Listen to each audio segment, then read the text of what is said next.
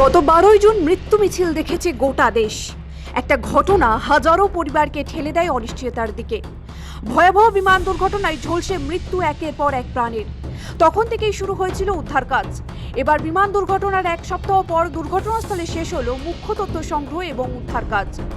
এখন তদন্তকারীরা শুধু বিমানের ব্ল্যাক বক্সের সব তথ্য জানার চেষ্টা করছেন। প্রাথমিকভাবে জানা গিয়েছে উড়ানের ঠিক আগে কোনো সমস্যা ধরা পড়েনি ওই বিমানে। তাহলে কেন উড়ানের কিছু মুহূর্তের মধ্যে এয়ার ইন্ডিয়ার বোয়িং ড্রিমলাইনার বিমান ভেঙে পড়ল তা এখনও রহস্য।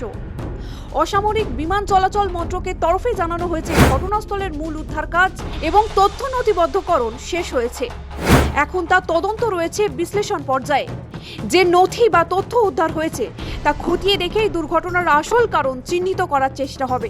যদিও বিমানের ব্ল্যাক বক্স নিয়ে ধোঁয়াশা কাটছে না, কারণ জানা গিয়েছে তা আমেরিকায় পাঠানো হতে পারে, কারণ সেটিও ক্ষতিগ্রস্ত হয়েছে।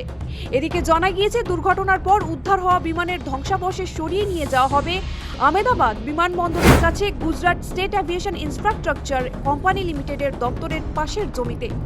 ওই জমির মালিক বিমানবন্দর কর্তৃপক্ষ। সেখানেই বাকি তদন্তের কাজ সম্পন্ন হবে। কিন্তু যতদিন না পর্যন্ত ব্ল্যাক বক্সের সম্পূর্ণ তথ্য উদ্ধার করা সম্ভব হচ্ছে, ততদিন দুর্ঘটনার আসল কারণ জানা সম্ভব নয় বলেই অনুমান। সূত্রের খবর, বিপর্যস্ত এয়ার ইন্ডিয়ার বিমানের ব্ল্যাক বক্স এতটাই ক্ষতিগ্রস্ত হয়েছে যে তা থেকে তথ্য বের করা কার্যত মুশকিল। এমনকি এই দেশ থেকে তা সম্ভবই নয়।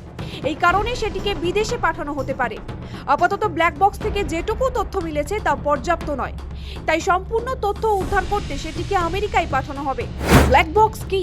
ব্ল্যাক বক্সে আদতেও দুই ধরনের ডিভাইস থাকে, ককপিট ভয়েস রেকর্ডার এবং ফ্লাইট ডেটা রেকর্ডার।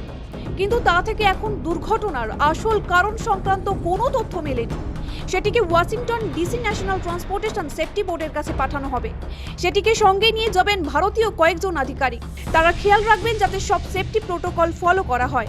গত 12 জুন এয়ার ইন্ডিয়ার বোয়িং 787 আর ড্রিমলাইনার লন্ডনের গ্যাটউইকের উদ্দেশ্যে আহমেদাবাদ বিমানবন্দর থেকে নিয়মমাফিক যাত্রা শুরু করেছিল।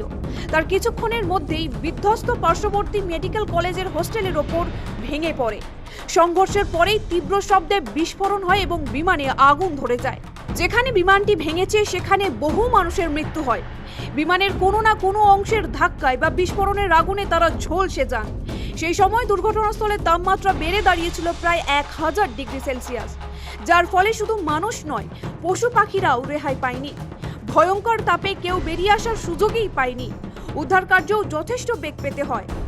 ব্যুরো রিপোর্ট, সময়, কলকাতা।